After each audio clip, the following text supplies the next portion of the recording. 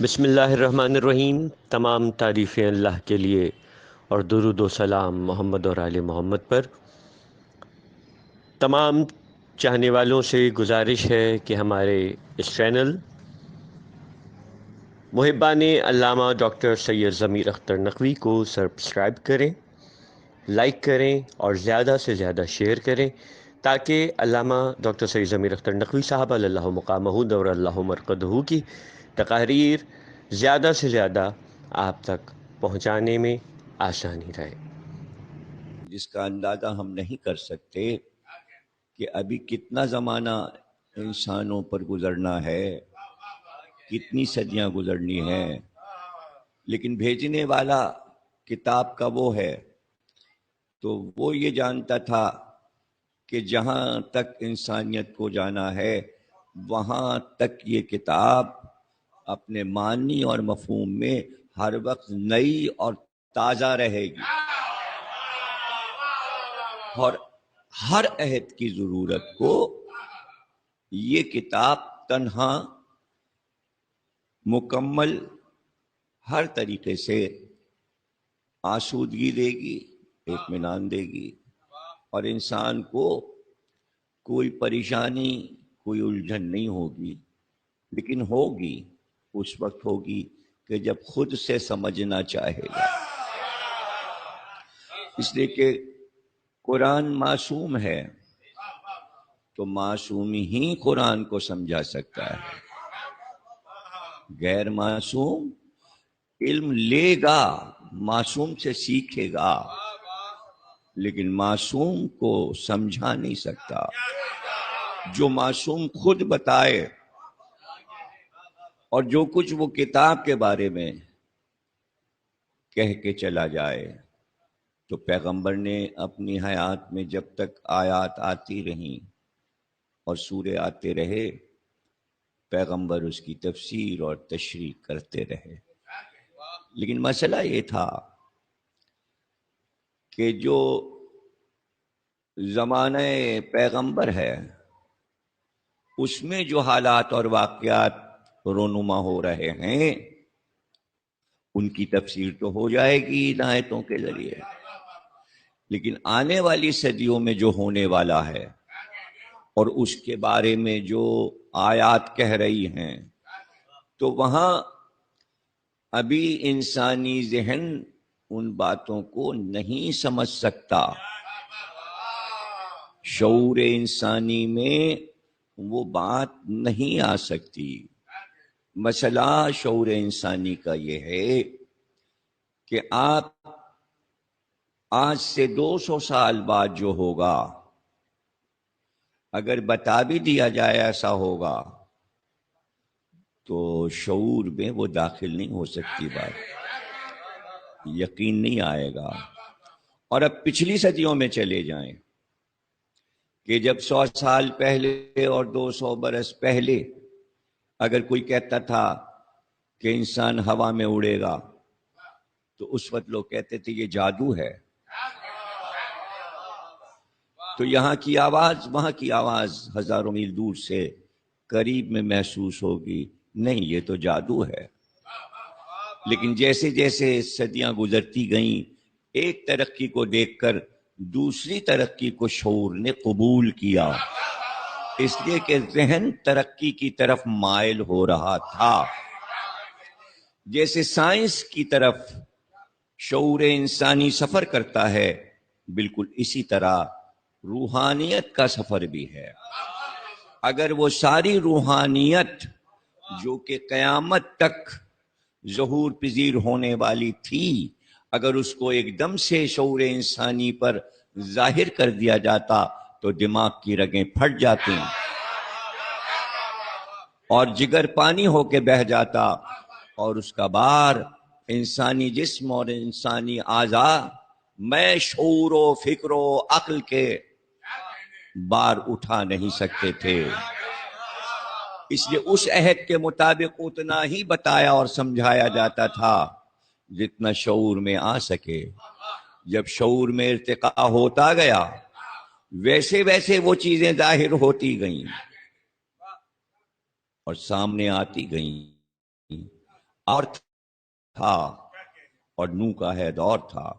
اگر آدم کے عہد میں انسانوں کو یہ بتایا جاتا کہ ایک دن ایسا آئے گا کہ پوری دنیا ڈوب جائے گی، آسمان سے بھی پانی ہوگا اور زمین سے بھی ابلے گا، اور صرف ایک کشتی پوری کائنات میں چل رہی ہوگی، کہیں خشکی نظر نہ آئے گی، تو وہ یوں ہی ہنستے رہ جاتے. اب آپ یقین کریں یا نہ کریں کہ ان کے شعور میں یہ بات نہیں آ سکتی تھی کہ طوفان نوح آنے والا ہے، اس لیے پہلے سے نہیں بتایا گیا. اس لیے آپ کو سمجھنا آسان ہو جائے گا کہ جب کشتی بننا شروع ہوئی اور حکم الہی سے نوح نے خشکی میں کشتی بنانا شروع کی، تو 900 سال تک پوری قوم مذاق اڑاتی رہی کہ یہ پیغمبر معاذ اللہ دیوانہ ہو گیا ہے، پانی نام کو نہیں ہے اور کشتی بنا رہا ہے، یہ چلے گی کہاں، یہ چلے گی کہاں. اور پھر جب وہی کشتی بن کر تیار ہوئی، اور دنیا، محاورے بیچ میں آ جاتے ہیں تو بڑے اچھے لگتے ہیں ہم کو بھی بولتے ہوئے، اور جب دنیا پانی پانی ہو گئی تو پھر وہی کشتی تھی اور وہی پانی تھا، وہی سفینہ نجات تھا. تو اگر نوح کے دور میں یہ بتا دیا جاتا کہ ایک دن ایسا بھی آئے گا کہ باپ کو حکم ملے گا کہ اپنے بیٹے کو ذبح کر دو، تو دماغ پھٹ جاتا. ایسا بھی ہو سکتا ہے کہ خود اللہ باپ سے یہ کہے کہ بیٹے کو ایسا نہیں ہو سکتا.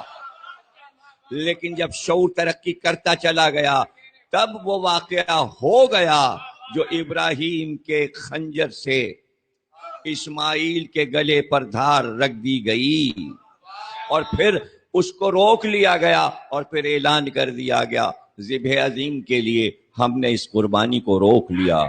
اگر یہی واقعہ آدم کے عہد میں ہوتا تو ابھی شعور نے اتنی ترقی نہیں کی تھی. اگر نوح کے دور میں یہ واقعہ ہوتا تو ابھی شعور نے ترقی نہیں کی تھی. جیسے جیسے شعور بڑھتا گیا ویسے ویسے پروردگار ہر آنے والے نئے نبی سے ایسا واقعہ ظہور پذیر کرواتا تھا کہ قبول کرنے میں دیر نہ لگے. گویا یہ سب تیاریاں تھیں آخری پیغمبر کے آنے کی. سخاوت کے نمونے دکھا دیے گئے تاکہ شعور میں آ جائے کہ حاتم جیسا سخی بھی ہوتا ہے. عدل کے نمونے سمجھا دیے گئے، نوشیروان عادل جیسا عادل بھی ہوتا ہے. اور طالوت اور حضرت داؤد جیسے شجاع بھی دکھا دیے گئے کہ جن کی ایک غلیل کے پتھر سے دشمن مر سکتا ہے اور لڑائی فتح ہو سکتی ہے، تو وہ بھی بتا دیا گیا اور دکھا دیا تاکہ شعور میں آ جائے کہ شجاعت کیا ہے. اور یہ بھی بتا دیا گیا کہ ہم ایک جگہ پر چاہیں تو دونوں چیزیں جمع کر سکتے ہیں، شجاعت اور علم، جبکہ ہم ایک جگہ دونوں چیزیں جمع نہیں کرتے. علم الگ ہے، شجاعت الگ ہے. لیکن اعلان ہوا کہ ہم نے طالوت میں جسم والعلم والجسم دونوں چیزوں کو جمع کر دیا. جسم یعنی طاقت اور علم دونوں چیزوں کو جمع کر دیا تاکہ شعور میں بیٹھ جائے کہ ہاں ایسا ہو سکتا ہے کہ طاقت اور علم دونوں ساتھ ساتھ آ سکتے ہیں. تو جب علی کو انسان دیکھے تو شعور اس کا گھبرا نہ جائے.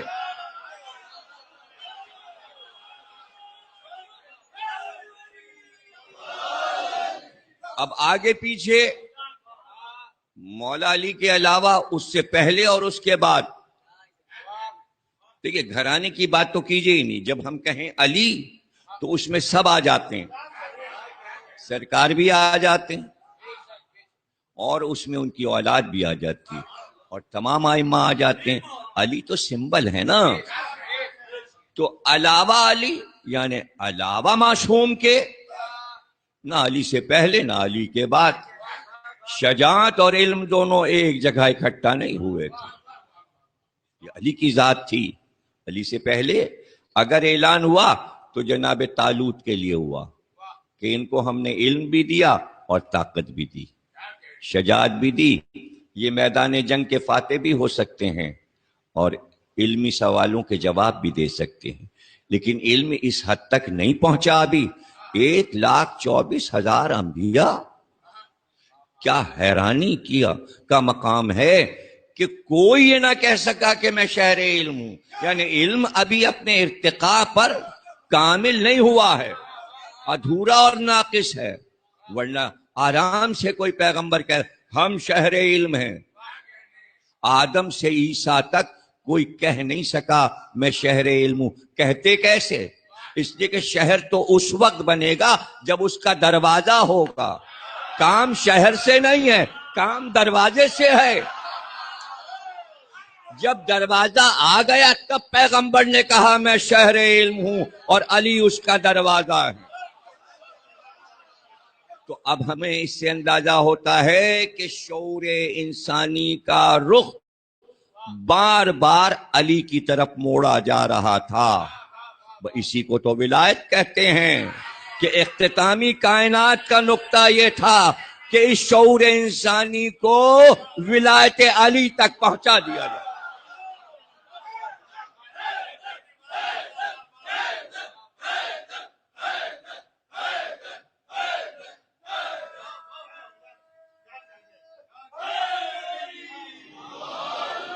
اب آپ اور حیران ہو جائیں، بھئی آپ تو ولایت علی پر ہیں تو آپ تو نعرے بھی لگا لیتے ہیں، خوش بھی ہو جاتے ہیں، آپ نقطے تک پہنچ جاتے ہیں. کیا انسانیت ترقی پذیر ہو گئی؟ کیا شعور انسانی کامل ہو گیا 14ویں کے چاند کی طرح؟ یا سو رہا ہے شعور انسانی؟ یعنی سب کچھ تو ہو چکا، اب آخری پیغمبر آ چکے، اب کچھ آنا ہی نہیں ہے. اب تو کچھ آنا ہی نہیں ہے روحانی دنیا میں. آخری پیغمبر آ چکے اور پھر سارے ائمہ بھی آ چکے. تو اب کیا رکھا ہے؟ نہیں تو اب آزما لینا کہ شعور دے دیا، سب سنا دیا، بتا دیا، پھر بھی شعور انسانی اتنا بے خبر ہے کہ ولایت علی کے مسئلے پر لفظ کیوں اور کیا. اس سے پہچان لینا کہ کہاں شعور کا ارتقاء ہو رہا ہے اور کہاں کوڑ مغز، کجی عقل اور دیوانہ پن اور جنونی کیفیت ہے، اور کہاں ناقص ہے عقل کہ جہاں عقل کام نہیں کر رہی ہے، ٹھپ ہو گئی ہے، مہر لگ گئی ہے.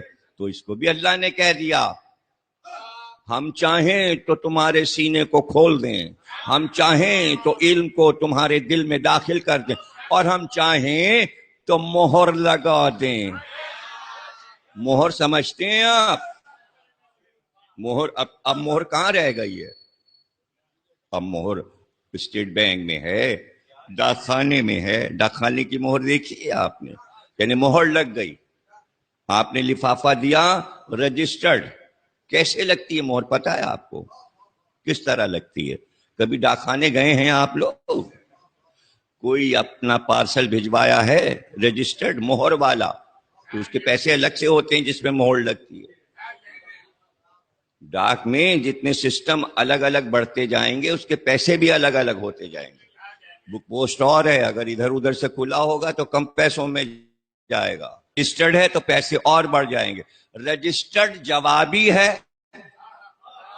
تو پیسے اور بڑھ جائیں گے، اور اگر مہر کروا رہے ہیں تو پیسے اور بڑھ جائیں گے کہ راستے میں کوئی اب اسے کھول نہیں سکتا. مہر کیسے لگتی ہے؟ یعنی جہاں پر لفافے کا منہ بند ہوا ہے یا پارسل کا منہ بند ہوا ہے وہاں ڈاک خانے کی مہر ہوتی ہے، اور لال رنگ کی ہوتی ہے. لاکھ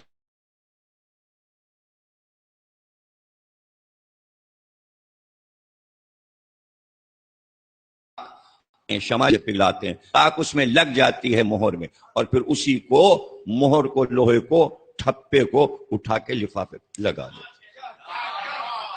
اب یہ گورنمنٹ کی مہر ہے، یہ کھلے گی وہاں جا کے جو اس لفافے کا مالک ہے. ہر ایک مہر نہیں کھول سکتا، ہر ایک مہر نہیں کھول سکتا. مہر لگ گئی. اسی کو اللہ کہہ رہا ہے کہ جو ولایت علی کو نہیں سمجھ رہے تھے اور منکر تھے، ہم نے ان کے دماغوں پہ مہر لگا دی. ٹھپا لگا دیا. اب نہ ان کی عقل کھلے گی نہ ان کا ذہن کھلے گا. اب یہ واپس نہیں آتے, بلکہ اس کے لیے اللہ نے یہ کہا اور کہتا ہی چلا گیا. جب ہم دیکھتے ہیں کہ کوئی گمراہی پسند اور گمراہی میں جا رہا ہے تو ہم اس کو اور اندھیرے غار میں دھکیلتے جاتے ہیں. ہم نے طے کر لیا کہ اب یہ واپس نہیں آئے گا, اس لیے ہم اس کے گناہوں کو بڑھاتے جاتے ہیں, گناہوں کو بڑھا, تاکہ اچھی طرح سے وہ جہنم کا مستحق ہو جائے. ایسے بہت سے کج بحثی آپ کو ملے ہوں گے کہ آپ سمجھانے کی کوشش کر رہے ہیں اور وہ ضد پہ آیا ہوا ہے, وہ کٹ حجتی کر رہا ہے. تو یہ وہ نہیں کر رہا ہے, نہ آپ اسے ضد دلا رہے, وہ اس کو اندھیرے میں دھکیلے جا رہا ہے تاکہ اور بک اور انکار کر اور انکار کر, تاکہ یہ مہر ٹوٹنے نہ پائے.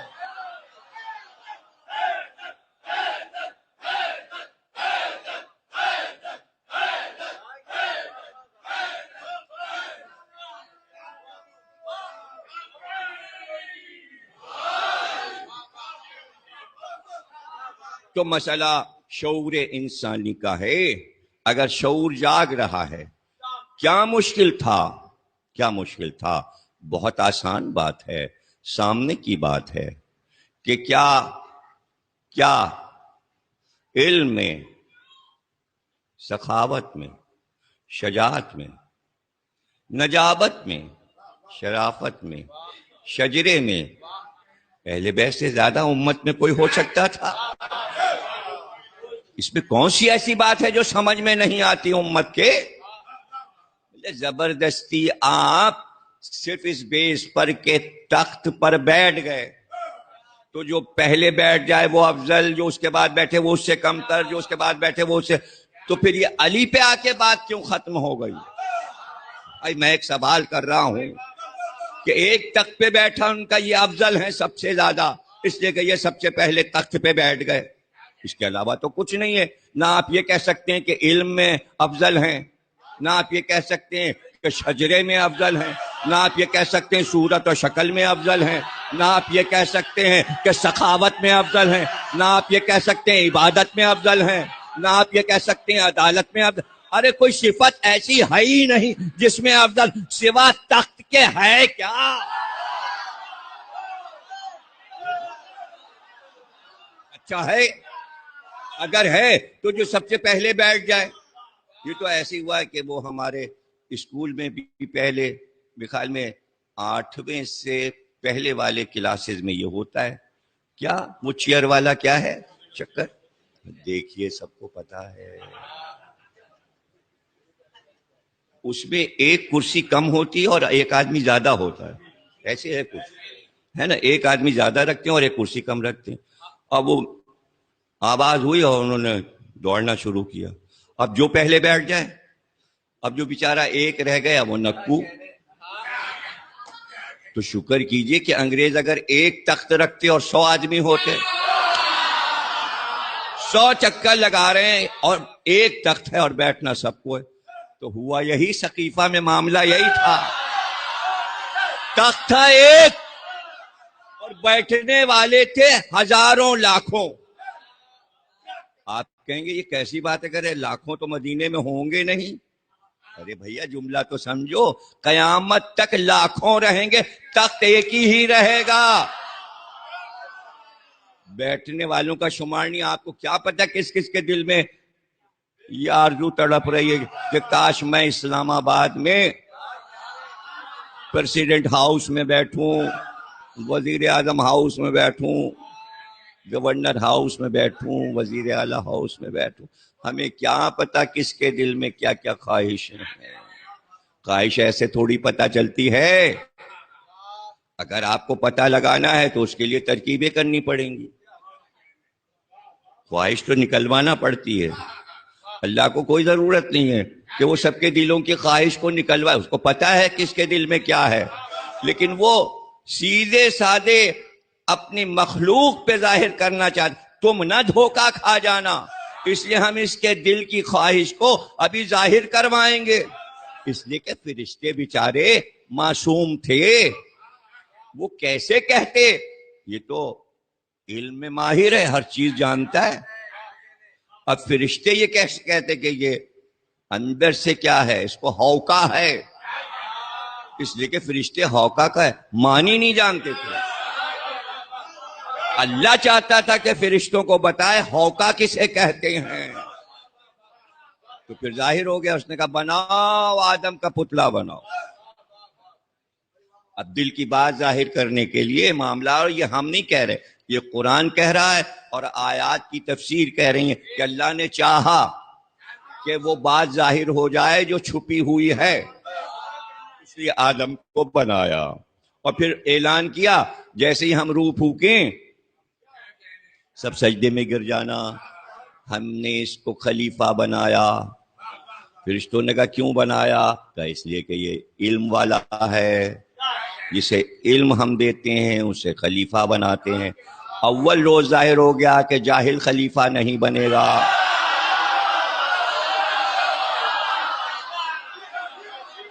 جس کے پاس علم ہوگا وہی خلیفہ بنے گا. اب اس سجدے کا کرنے کا کیا مطلب تھا؟ یہاں سجدے کے معنی عبادت نہیں ہے. کہیں کہیں پر سجدہ محاورتن استعمال ہوتا ہے، اور کچھ سجدے ایسے ہیں جو ہوا میں معلق ہیں، ہوتے نہیں ہیں. کاش کے سمجھ میں آ جائے، پھر وہی کجبیسی اور کٹ حجتی آ جائے تو بات آدمی نہیں سمجھے گا. کچھ سجدے ہوا میں معلق ہوتے ہیں، ہوتے نہیں ہیں مگر ہیں. اب دیکھیے میں کہتا ہوں کیسے، ارے صاحب وہ فلاں صاحب کا کیا کہنا، وہ تو سرکاری چوکھٹ پہ سجدے کرتے رہتے ہیں، ہوئے نہیں ہیں مگر ہیں، مگر ہیں. تو اب ظاہر ہے کہ اس طرح کے بے شمار سجدے جو آپ کے محاورے میں روز ہو رہے ہیں، اور آپ کو ظاہر تو اس سے یہ تو نہیں ہو جائے گا کہ وہ والا سجدہ، یہ وہ والا سجدہ اگر کوئی کسی سجدے پر تنقید کرے اور کہے یہ شرک ہو گیا، تو اس نے اس سجدے کی توہین کی جو سجدہ حقیقی معبود کو ہوتا ہے. یا وہ جان کے انجان بن رہا ہے یا بدماشی کر رہا ہے، وہ جہالت کر رہا ہے. اس لیے اب یہ وہ کا لفظ میں بار بار استعمال کروں گا، وہ سجدہ جس سجدے کی کوئی برابری نہیں، اور سارے سجدے وہ سجدہ. شیخ پڑے محراب حرم میں پہروں دگانا جپتے ہیں، شیخ پڑے محراب حرم میں پہروں دگانا جپتے ہیں. سجدہ اس ایک تیغ تلے کا ان سے ہو تو سلام کریں. میر تقی میر کیا مطلب؟ ارے لاکھوں برس تم سجدے میں پڑے رہو. کیا کہہ رہے میر تقی میر؟ شیخ سمبل ہے، شیخ عبادت گزار ہوتا ہے، شیخ متقی ہوتا ہے، شیخ محراب کا مالک ہوتا ہے، شیخ عبادت گزار ہوتا ہے، شیخ اللہ سے قریب ہوتا ہے، شیخ کی داڑھی ہوتی ہے.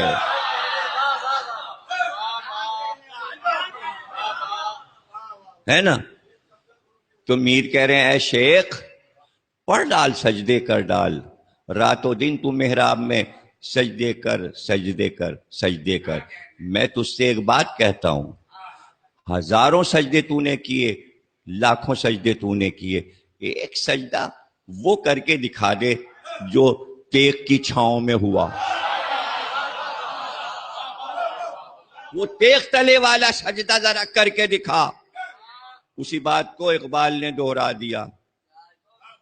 میں نے لفظ وہ کیوں کہا تھا؟ اقبال نے اسی میر کی بات کو دوہرایا، وہ ایک سجدہ جس سے روح زمیں کانپ جاتی تھی، وہ ایک سجدہ۔ دیکھیں وہ ایک کہہ کر، لیکن آگے حال ہے، روح زمیں کانپ جاتی تھی، یعنی ایسا لگ رہا ہے بار بار کانپ جاتی تھی، یعنی کئی بار سجدہ ہوا، لیکن شروع میں کہہ دیا وہ ایک سجدہ، پتہ چلا ایک ہی ہوا جس سے روح زمیں کانپ جاتی تھی۔ اب اس میں ظاہر حکمت ہے، یعنی جتنی دیر وہ سجدہ ہوا، ایک بار زمین نہیں کانپی، یعنی ہر سجدے کی تکبیر پر زمین لرز۔ تو سجدے تو بہت ہیں، زمین ہلائیے تو جانے۔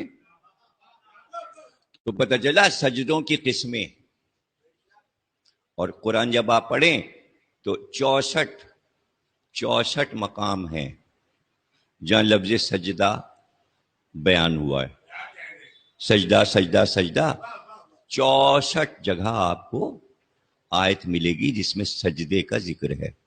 تو اس میں یہ آیت بھی مل جائے گی، ہم نے انسان کو سایہ دیا اور وہ ہمیں سجدہ کریں یا نہ کریں، ان کی پرچھائیاں ہمیں سجدہ کریں۔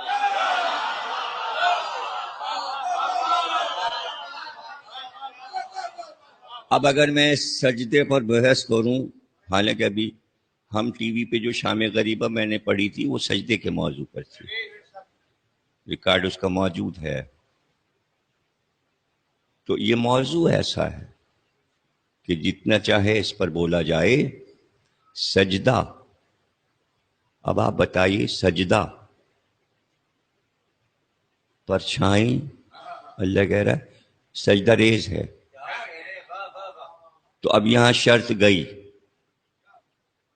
کہ سجدہ جامد ہوں آپ تب ہوگا، متحرک نہ ہو۔ سجدے کے معنی ہے کہ ہلنا جلنا نہیں ہے، سجدے کی شرط یہ کہ جامد ہو جاؤ، بس جیسے ہی سجدے میں گئے اب ہل نہیں رہے ہیں، اس کو پھر میر تقی میر نے کیسے کہا کہ سجدے کی پہچان ہے جامد ہو جانا۔ زیر شمشیر ستم میر تڑپنا کیسا، سر بھی تسلیم محبت میں ہلایا نہ گیا۔ تسلیم کی شرط یہ ہے کہ ہلے نہیں سر، اگر سر ہل گیا تو غلامی سے گویا انکار ہوا۔ احتیاط اتنی ہے کہ بس سر رکھ دیا سجدے میں، اب تو ہے اور سجدہ میں ہوں، اور تو ہے اور سجدہ میں ہوں تو ہے، اور بیچ میں سجدہ، درمیان میں حرکت بھی نہیں ہے۔ تو جب شرط ہے سجدے کے لیے کہ جامد ہو، پرچھائیاں تو ساتھ ساتھ چل رہی ہیں، اچھا متحرک سجدہ، دیکھیے آپ چل رہے ہیں، آپ کی پرچھائی ساتھ ساتھ چل رہی اور ہے سجدے میں، گویا سجدہ جو ہے وہ متحرک ہے، یوں جا رہا ہے۔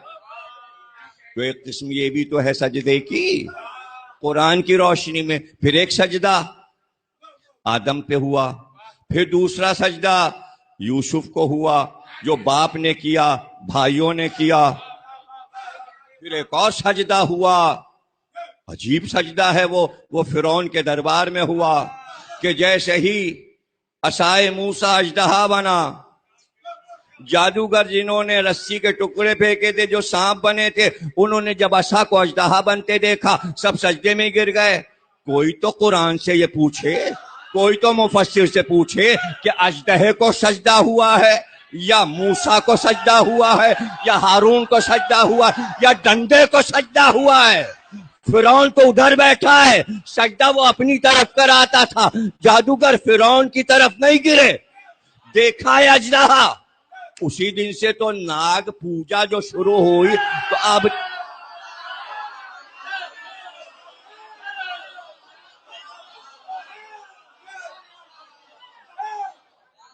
سب سجدے میں گر گئے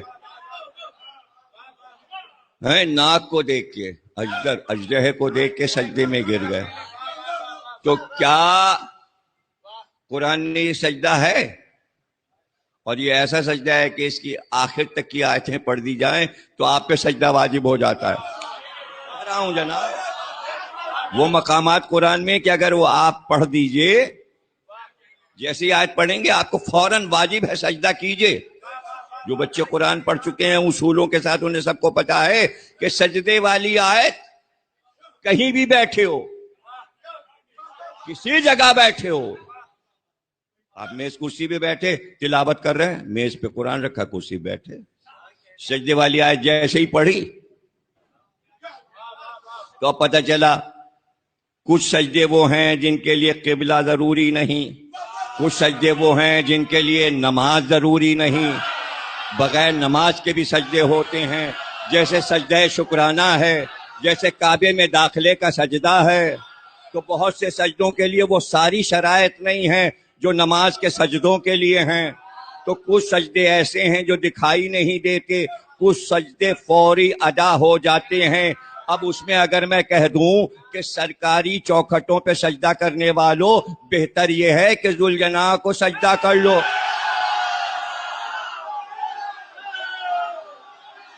اس میں شرک کیا ہو گیا؟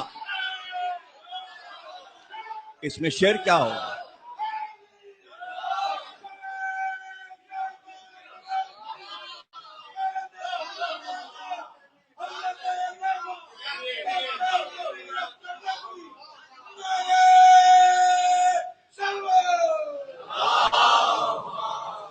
تو کیا میں زبردستی ذوالجناح کو سجدہ کروا رہا ہوں؟ نہیں، میں سجدہ کروا ہی نہیں رہا ہوں۔ میں تو یہاں پر جب آپ کہیں گے آدم کو سجدہ، وہ کوئی اللہ والا سجدہ تھوڑی تھا، وہ یوسف کو سجدہ وہ کوئی اللہ والا سجدہ، تو سب اس کی یہ پرچھائی والا سجدہ، یہ والا سجدہ، وہ جادوگر والا، تو پھر کیا ہے وہ؟ ارے وہ تو سب تعظیم کا ایک طریقہ تھا۔ چونکہ مصر میں جو بادشاہ تھا اس کے دربار کے داخلے کی شرط یہ تھی کہ سب کو گھٹنوں پہ جھکنا ہوتا تھا، اور جھکنے کے بعد پھر رکوع کے بعد سب اپنا سر زمین پہ رکھتے تھے، اسے سجدہ کہتے تھے۔ اور اس کے بعد وہ سر اٹھا لیتے تھے، جاتے تھے اور یوں کر کے ہاتھ رکھا، ایسے کر کے دربار میں جو داخل ہوا یوں ہاتھ رکھا، اس کے بعد پیشانی رکھ دی۔ اب چونکہ یوسف مصر کے بادشاہ تھے اور بادشاہ سے انہوں نے بادشاہت لی تھی، جو مصر کا پچھلا بادشاہ تھا اس نے سپرد کی تھی حکومت یوسف کے۔ تو جتنے دستور پروٹوکول چلے آ رہے ہیں وہ سب یوسف کو پورے کرنے ہیں۔ اب یا تو یوسف اعلان کر دیں کہ میں بادشاہ نہیں ہوں، میں نبی ہوں، وہ تو ابھی وقت ہے، جب تک یعقوب آ نہ جائیں، بھائی آ نہ جائیں، تب تک یہ راز کھلے گا نہیں کہ یہ بادشاہ نہیں، یہ نبی ہیں۔ اور اس کے بعد پھر مصر والے مسلمان ہوں گے، ابھی تو سب منکر ہیں اور یوسف کو اپنا بادشاہ مان رہے ہیں، نبی نہیں۔ تو سجدہ ہوگا۔ اب اس کے بعد اس کی توجیہیں، شریعت یعقوبی میں ایسا تھا اور شریعت موسوی میں ایسا تھا، اور ارے بھائی سب شریعتوں میں ایسا تھا، شریعت آدمی کہاں تھی؟ جو آدم کو سجدہ ہوا تھا وہاں تو شریعت تھی ہی نہیں۔ شریعت تو جب بنے گی جب نبی آئے گا۔ بھائی شریعت ہوتی ہے نبی کے ساتھ، شریعت لاتا ہے نبی، اس لیے کہ نبی کو کہتے ہیں شارع، شین الف رے عین، شارع، یعنی شریعت والا شارع جو پھیلائے، بتائے، سمجھائے. تو ابھی تو آدم لیٹے ہوئے اور حکم ہو رہا ہے سجدے کا، تو کس شریعت کے تحت ہو رہا ہے؟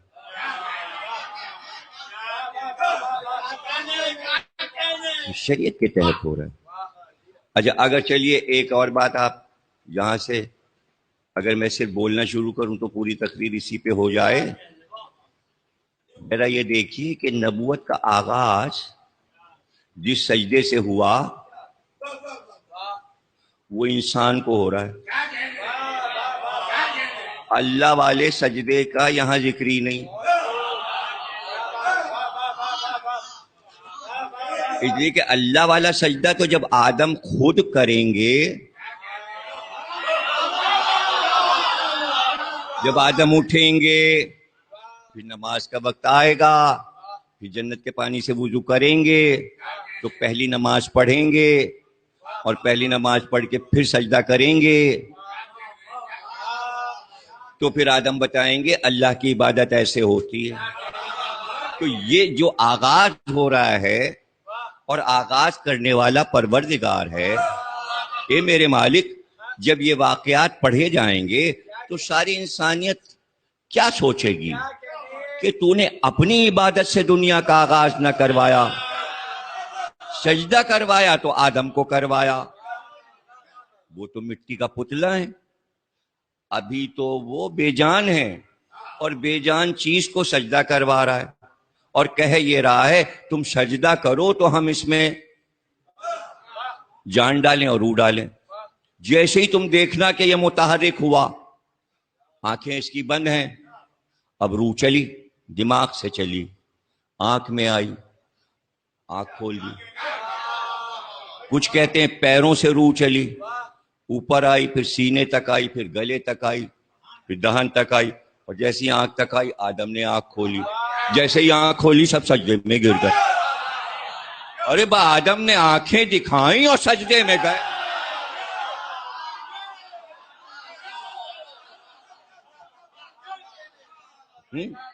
یا کئی آنکھیں چار ہوئی ملائکہ کی اور نبوت کی اور وہ سجدے میں گئے. اللہ پہلے ہی کہہ چکا تھا سجدے میں جاؤ. تو اب ظاہر ہے کہ جو لوگ بات سمجھ لیجئے بڑی نازک سی ہے، چونکہ شعور پہ گفتگو ہو چکی ہے اس لیے شعور کے پہلو ساتھ رکھنا بہت ضروری ہوتا ہے. اور بتا چکا کہ شعور کس چیز سے ہے، یعنی باریک سے باریک بات جو بال سے بھی زیادہ باریک ہو، جو اس بال سے باریک بات کو سمجھ لے، شعور اس کے پاس. اور اگر نہ سمجھے تو بے شعور، بد شعور. اور پھر اس کے لیے بے شعور کے لیے اتنے نام ہیں لغت میں، بوڑم، بھوندو، پگل، دیوانہ، جنونی، احمق، الو. بچوں کا ذکر نہیں ہو رہا، الو کے بچوں کا ذکر نہیں ہو رہا، تو آگے تک شجرا جاتا ہے، آگے تک.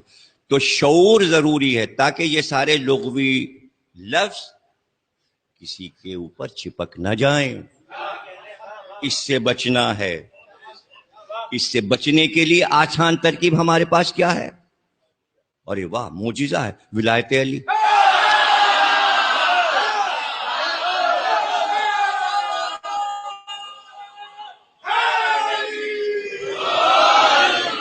اب جنہوں نے کچھ لفظ ایسے ہیں کہ جہاں پر کوئی عمدہ عربی یا فارسی کا لفظ ملتا ہی نہیں، کریں کیا؟ جن لوگوں نے شرک کا کھڑاک پھیلایا. اب مجھے کھڑاک کی عربی بتا دیجئے گا، اور کھڑاک کی فارسی مجھے نہیں پتا. یا اور مطلب آسان کر دوں، کھڑاک مشکل لگ رہا ہے شاید آپ کو.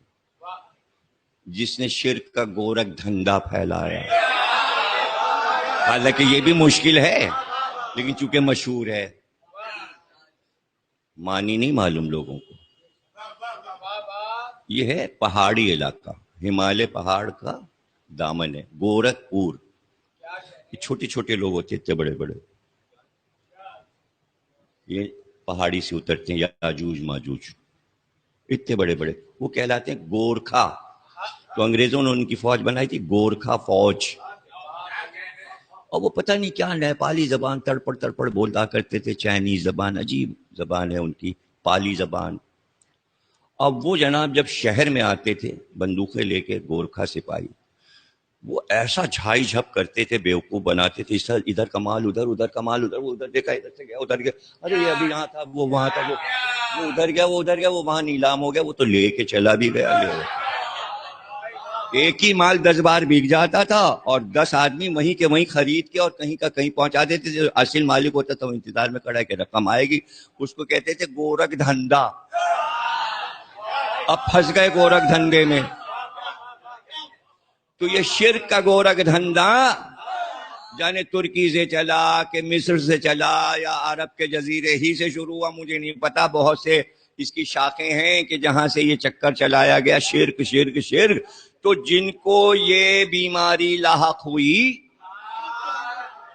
ان کے لیے یہ پریشانی ہو گئی کہ قرآن میں یہ سب کچھ رکھا تھا کہ یوسف کو سجدہ ہوا، آدم کے پتلے کو سجدہ ہوا، اب اس کی وہ توجیہ کیا کیا کرتے.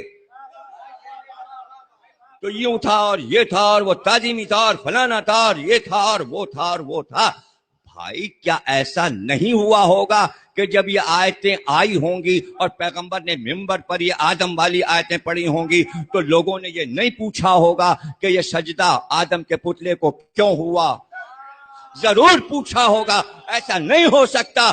شعور والے لوگ بیٹھے تھے، سب بد شعور نہیں تھے، سب بے شعور نہیں تھے.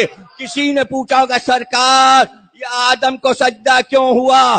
تو مسکرا کر کہا ان کی پیشانی میں ہمارا اور علی کا نور تھا، یہ سجدہ ہم کو اور علی کو ہوا.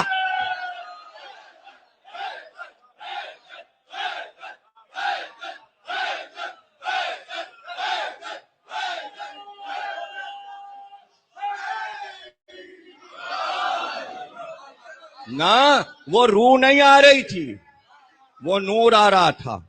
اس نور کی خاصیت یہ تھی کہ جیسے ہی وہ چہرہ آدم پہ چمکا، بس کہتے ہیں ہاتھ میں چمکا، انگوٹھے پہ چمکا، پشت میں چمکا، آیا نور. روح نور کی شکل میں آئی.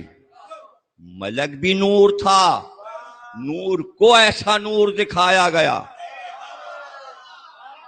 کہ جیسے ہی حکم ملا وہ حکم عدولی کر ہی نہیں سکتا تھا، اس لیے کہ معصوم تھا. وہ سجدے میں جھک گیا. لیکن جو کچھ اس نے دیکھا اور ملاحظہ کیا آدم کے چہرے میں اس نور کو، تو وہ پہچانتے تھے، وہ اس نور کو دیکھ چکے تھے. اس نور کو دیکھ کر تسبیح و تقدیس سیکھی تھی. اس نور کو قریب دیکھا، دور سے دیکھا تھا، آج قریب دیکھا. اور جب بہت قریب کی خواہش ہوئی تو حدیث قصہ چادر کے اندر دیکھا.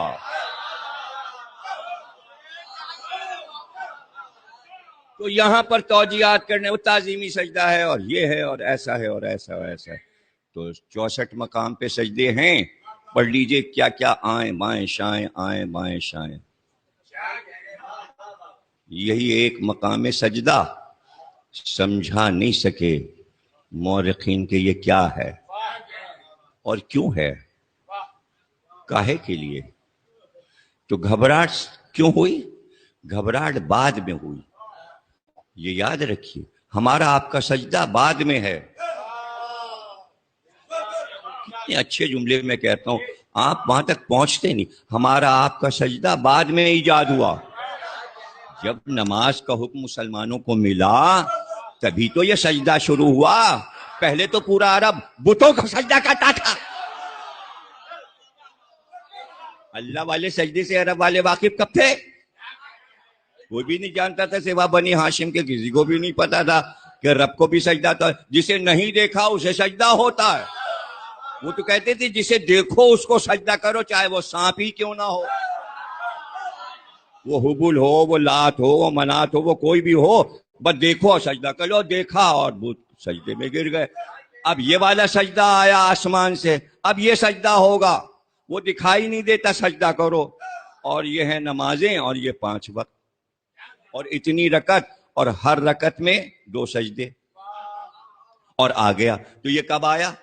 تو آدم کو سجدہ پہلے ہوا، یا جو ہم سے کروایا گیا خانہ کعبہ میں امت رسول سے وہ پہلے کون سا ہے؟ تو اولیت تو اسی کو حاصل ہے نا، تعظیمی سجدے کو. تو کیا تعظیمی سجدہ ہمیشہ کے لیے ختم ہو جائے گا؟ اور یہ جو عربوں کو دیا گیا یہ ہمیشہ رہے گا؟ رہیں گے دونوں. سمجھنے کا پھر ہے، شعور میں یہ آیا کہ اگر اس کو ادھر منتقل کیا تو شرک ہو جائے گا. شرک سے ڈر کر کسی کا ڈر چھوڑ دیا. اب جب در چھوڑ دیا تو در کے سجدے تو ہوتے ہیں، حقیقی سجدے کے ساتھ وہ بھی ہو رہا ہے. تو وہ محاورتن بھی ہوتا ہے، محاورتن بھی ہوتا ہے. ہر زبان اپنے کو سمجھا لیتی ہے. یہ کمال اردو نے کیا کہ اردو نے ہر زبان کے لفظ کو اپنے میں سمو لیا. عربی کا لفظ آیا جو کہ ثقیل ہوتے ہیں، سخت ہوتے ہیں، اردو نے ان کو بھی لے لیا. اور فارسی لفظ انہیں بھی لے لیا، ترکی لفظ انہیں بھی لے لیا، سنسکرت کے لفظ بھی لے لیے، ہندی کے بھی لے لیے، پراکرت کے لیے ابدی بھی لے لیا، بولیاں لے لی، دنیا زبان کے لفظ سمو دیے. لیکن پھر اردو نے کہا کہ اردو ہے. دیکھیے پھر وہ زبان نہ رہی. اگر وہ دوسرے لفظوں سے مل کے بنی ہے تو پھر وہ زبان نہ رہی. اپنی حقیقت بتا کہ تو کیا ہے. تو اردو نے اس کو بھی چیلنج کر دیا. اردو نے کہا کہ ہم چاہیں تو سارے عربی کے لفظ ترک کر دیں، جتنے ہمارے پاس عربی لفظ ہیں ہم ترک کر دیں، جتنے فارسی لفظ ہیں ہمارے پاس ہم ترک کر دیں، جتنے ترکی لفظ ہیں ہم سب ترک کر دیں، اس کے بعد بھی ہم اردو رہیں گے. اب لوگوں نے جناب چیلنج کر دیا اردو کو. ان کا ایسا ہو ہی نہیں سکتا، اس لیے کہ اردو تو لشکری زبان ہے، اردو کے معنی لشکر ہیں، اور اس نے تو سب سے چندہ مانگ کے لیا ہے.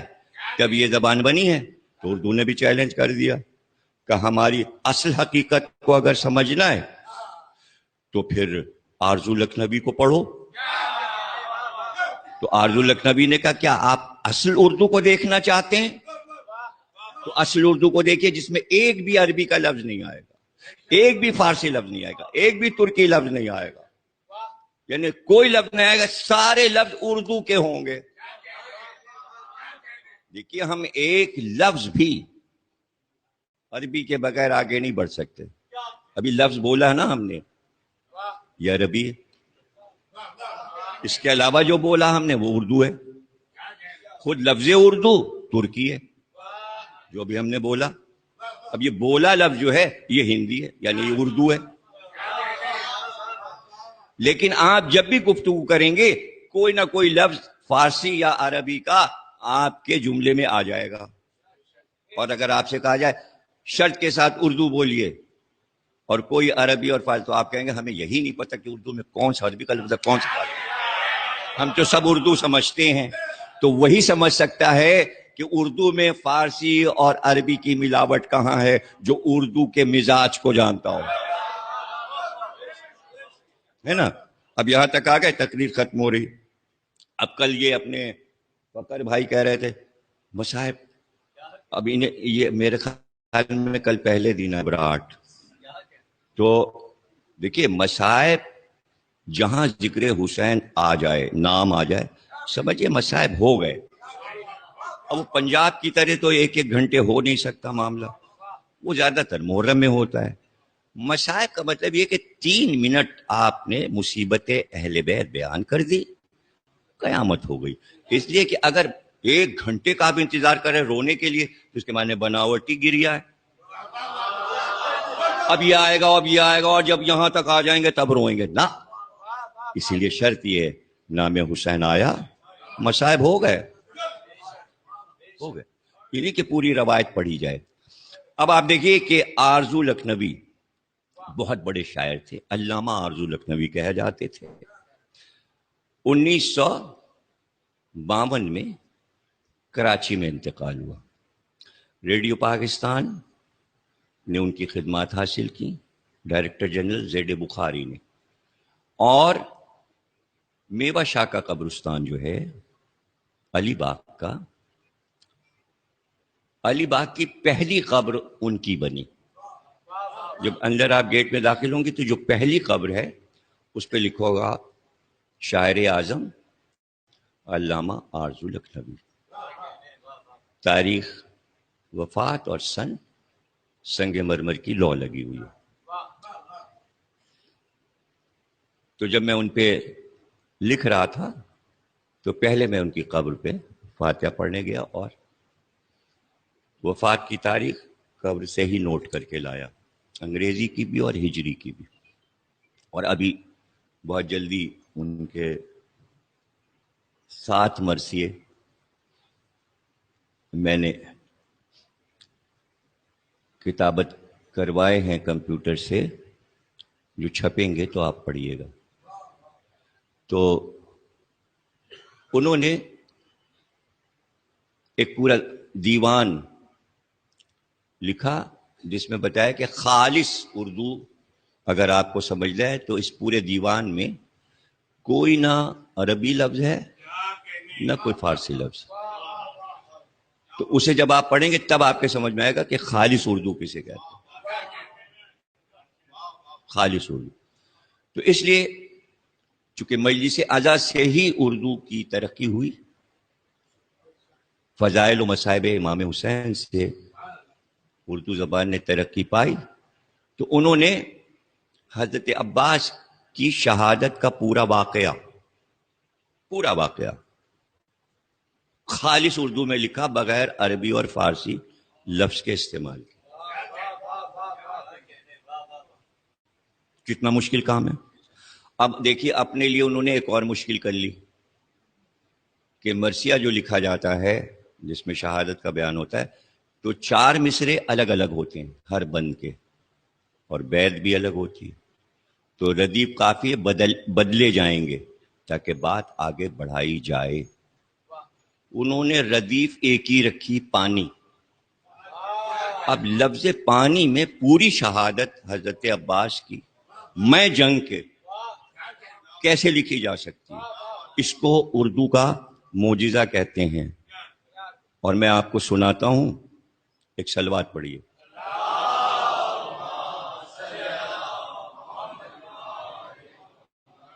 دیکھیے کتنا بھائی جل رضا صاحب، شاعری کسے کہتے ہیں؟ شاعری تو جو بھی شعر کہہ لے وہ شاعر ہو گیا، شعر کہنے لگا.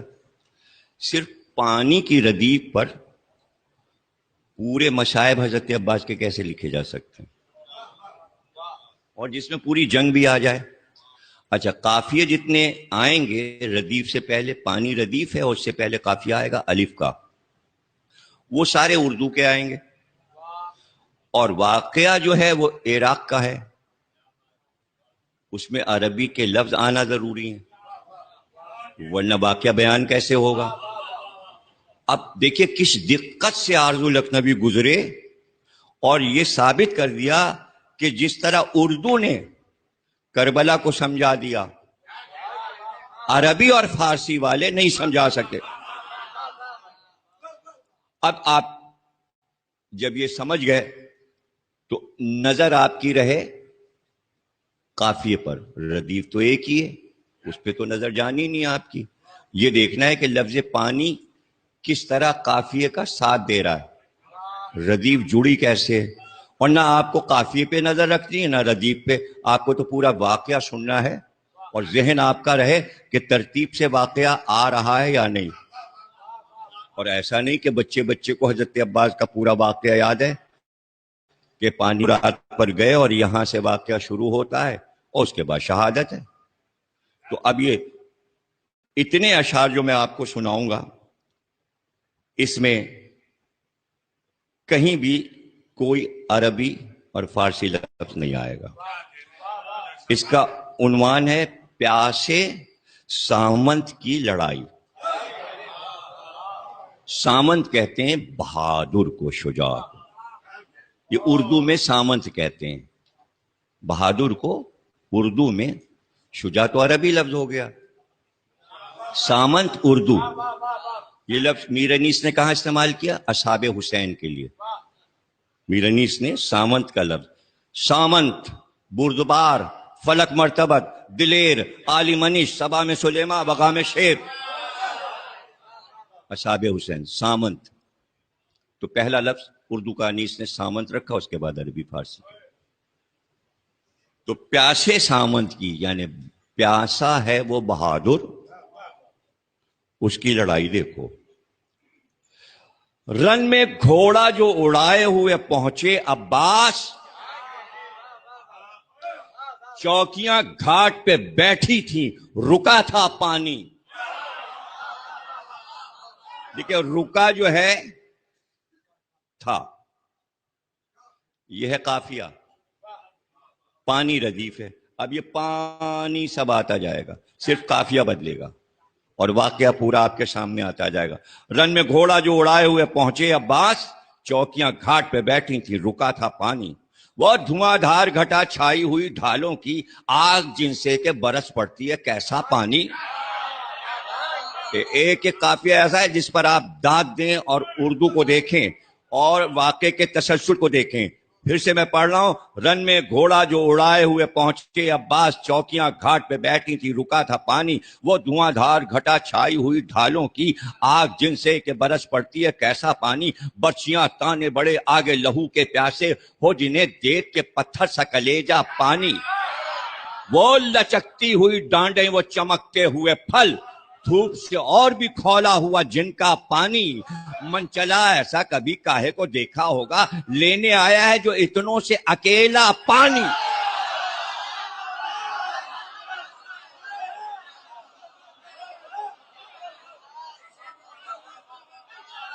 ابھی آگے آگے دیکھتے جائیں آپ، کمال دیکھتے جائیں.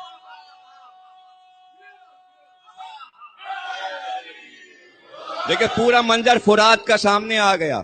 کوئی لفظ عربی فارسی کا نہیں ہے، سب اردو کے لفظ ہیں. وہ لچکتی ہوئی ڈانڈیں، وہ چمکتے ہوئے پھل، دھوپ سے اور بھی کھولا ہوا جن کا پانی.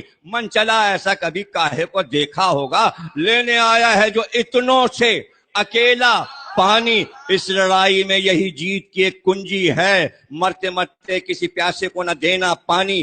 گھات سے ہاتھ چلیں ایسی منجی چوٹوں کے، مانگتا ہی نہیں جن چوٹوں کا مارا پانی. اب یہ اشیا اپنے آدمیوں سے کہہ رہے ہیں کہ ہوشیار ہو جاؤ، پانی جانے نہ پائے. اگر پانی چلا گیا تو فتح ہو جائے گی لڑائی، یہ فتح کر لیں گے. اور پانی اگر نہیں دیں گے تو یہ پانی کے بغیر مر جائیں گے. یہ سمجھایا جا رہا ہے پانی ایک قطرہ جانے نہ پائے. اور وہ سامنت آیا ہے پانی لینے کے لیے. مقابلہ ہے پانی لانے کا، لے جانے کا اور نہ لے جانے کا. اس وقت فتح جو ہے وہ پانی پر ہے. دیکھتے جائیے. من چلا ایسا کبھی کاہے کو دیکھا ہوگا، لینے آیا ہے جو اتنوں سے اکیلا پانی. اس لڑائی میں یہی جیت کی ایک کنجی ہے، مرتے مرتے کسی پیاسے کو نہ دینا پانی. گھاٹ سے ہاتھ چلیں ایسی منجی چوٹوں کے، مانگتا ہی نہیں جن چوٹوں کا مارا پانی. بے دھڑک باغیں اٹھا دی جو یہ کہہ کر سب نے دیکھا، اب سر سے ہوا جاتا ہے اونچا پانی. دیکھا اب سر سے ہوا جاتا ہے اونچا پانی. بل پڑے تیوریوں پر ہو گئی چتون کچھ اور، بل پڑے تیوریوں پر ہو گئی چتون کچھ اور. تمتمانے لگا منہ ماتھے سے ٹپکا پانی. کھینچ کے باہر ہوئی کاٹھی سے تڑپتی ناگن، لہریں لینے لگا تلوار کا ٹھہرا پانی. لہریں لینے لگا تلوار کا ٹھہرا پانی. پہلے ہی وار میں ریتی سے لہو یوں برسا، पहले ही वार में रेती पे लहू यूं बरसा जैसे आई हुई बरसात का पहला पानी, जैसे आई हुई बरसात का पहला पानी। भाई जो थे सामंत बड़े उनके भी जी छूट गए, मंचलों का भी हुआ डर से कलेजा पानी। कहती थी सामने नदी की तड़पती लाशें, ये वो दिन है कि लहू से भी है महंगा पानी। आगे जो बढ़ रहे थे उनके उखड़ने लगे पांव, जैसे टकरा के पलट जाता है चढ़ता हुआ पानी।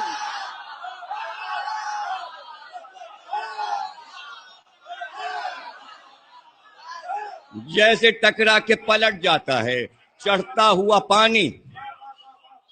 आन की आन में लाखों का डुबोया बेड़ा, नहीं देखा किसी तलवार का ऐसा पानी। लड़के जब छीन लिया घाट तो चिल्ला के कहा अब तुम्हारा है ये पानी कि हमारा पानी।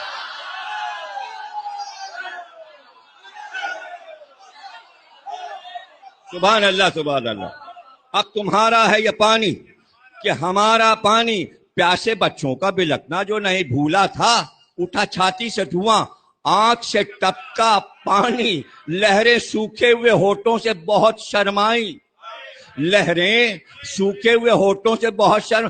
थम गया देख के मुंह प्यासे का बहता पानी। दबदबाई हुई आंखों से भंवर तकने लगे। भर के लिए आए सब एक एक कटोरा पानी। वो पसीने पे लहू अपना बहाने वाला, बेपिलाए हुए क्या पीता अकेला पानी। छोड़ दी घोड़े की बात और कहा तू पी ले, मुंह मेरा तकता है क्या मैं ना पीऊंगा पानी। पूरा वाकया आ गया ना, मुंह मेरा तकता है क्या मैं ना पीऊंगा पानी। उसने भी आई हुई लहर को ठोकर मारी, उसने भी आई हुई लहर को ठोकर मारी कि कलेजे को जलाने लगा ठंडा पानी। कलेजे को जलाने लगा ठंडा पानी। इतने में रोकने को आ गए फिर गोल के गोल, कहते जाते थे कि ले जाने ना देना पानी। आप भी हो गए घोड़े पे संभल कर तैयार, ले लिया जितना भी छागल में समाया पानी। फिर खिंची म्यान से तलवार, चले वार पे वार। घाट पर लाल लहू से हुआ सारा पानी। खेत ऐसा ये पड़ा है कि ना भूलेगा कभी, यही पानी था लहू और लहू था पानी। फिर भी लाखों से अकेले की लड़ाई कब तक। धूप लू प्यास धकन, उस पे न पीना पे पानी। वार भरपूर चले, घाव भी गहरे आए, बह गया इतना लहू लाए थे जितना पानी। इस मिसरे का जवाब नहीं है, इस मिसरे का कोई जवाब नहीं है। बह गया इतना लहू लाए थे जितना पानी। कट गए हाथ भी, जीने की भी अब आस नहीं, अब बच सकते न थे कौन बचाता पानी। हाथ आने में हुआ जिसके लहू पानी एक, आंख से अपने वो बहते हुए देखा पानी। आप घोड़े से गिरे हाय सकीना कहकर, सोच ये थी कि भतीजी को न पहुंचा पानी। हिचकी एक आई, लवे फिरने लगी, सांस उखड़ी, नील आंखों से ढला, माथे से टपका पानी। आरज़ू डूब के जब था लगाए तो खुले, आरज़ू डूब के जब था लगाए तो खुले। उथली नदी में न होने पा है कितना पानी। बारेला इस इबादत को कबूल फरमा, हमें कोई गम न देना सिवा गम हुसैन के बाग के मोहम्मद। हमें जो बीमार हैं उनको शिफा अता फरमा, जो हज गुजारा से मुशर्रफ होना चाहते हैं उन्हें हज गुजारा से मुशर्रफ फरमा। बाग मोहम्मद और आले मोहम्मद। 7 रमज़ान की मजलिस वफ़ात हज़रत फ़ातिमा बिन